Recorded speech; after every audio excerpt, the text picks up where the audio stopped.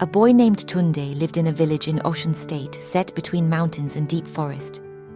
Tunde was unlike other children. Tunde was dreaming about the day he would become a man, as they played games and chased each other around the fields. He observed his father and the other men in the village, strong, respected, and capable. Tunde wished for the same admiration, and every day he would ask his father, "Father, when will I become a man?" His father, a wise and patient man, would smile and say, "You'll be a man when you're ready, Tunde. It's not just about age.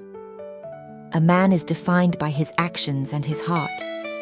Tunde didn't completely understand, but he nodded, hoping for the day when he would finally be recognized as more than a child. The next day, Tunde contacted the village head, a chief but fair old man who had knowledge about the local customs and traditions. "Chief, when will I become a man?" Tunde inquired, his eyes bright with desire.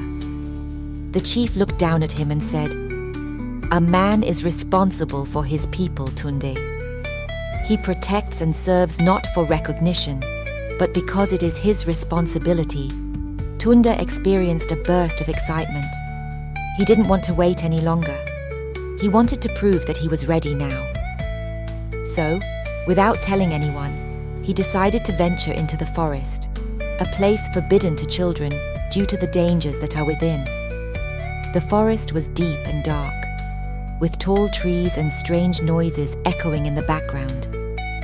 Tunde's heart raced, but he persevered. He knew the forest was full with wild creatures, and he intended to trap one and bring it back to the community as proof of his bravery. After all, isn't that what men do? They hunted and provided. Tunde could hear rustling in the bushes as he went deeper. His breath froze as he noticed a wild deer, its antlers sparkling in the sunlight that penetrated the canopy. It was his chance. Tunde remembered his father's hunting adventures, including how he used traps instead of raw force. Tunde, determined to show himself, quickly built a trap out of vines and sticks he found nearby. Before I continue, please subscribe to my channel. Thank you. But as he set the trap, he realized he didn't have any bait. Frustrated but unmoved, he searched the forest floor for a little fruit. "This will do," he said to himself, placing the fruit within the trap. Hours passed, and Tunde's patience became thin. The jungle darkened, and the sounds around him got more disturbing. He sat calmly, trying to be brave, but his stomach grumbled with hunger, and his hands shook from the chilly air. Just as he was about to give up, a deer approached. Tunde's heart raced as the animal sniffed the fruit cautiously. There was a sudden and loud snap. The trap closed, but the deer was not trapped. It was a big, snarling wolf that sprang out of nowhere. The wolf thrashed and howled, its eyes burning with rage as it struggled with the trap. Tunde gasped and stumbled back in fright. He'd never seen a wolf so close, and this one was furious, its jaws snapping just inches from his face. "I can't let it escape," Tunde thought furiously. He took a huge stick, his hands trembling. The wolf's snarls became louder, reverberating through the woodland as it attempted to get free. "Stay back!" Tunde shouted, his voice quivering. He swung the stick and missed. The wolf charged, pulling the trap behind it, keen teeth bared. Tunde backed backward, stumbling over the tree roots. He slipped and fell, and the stick flew out of his hand. When the wolf pounced, Tunde thought it was over. But then a booming, commanding voice broke through the commotion. "Tunde, get down!" It was his father, racing through the underbrush, spear at the ready.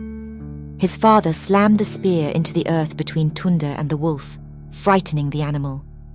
The wolf snarled once more before retreating into the forest, the trap still clinging to its leg. Tunde sat on the ground, breathing heavily, tears welling in his eyes. His father pulled him up, his face a mix of relief and disappointment. "What were you thinking, Tunde?"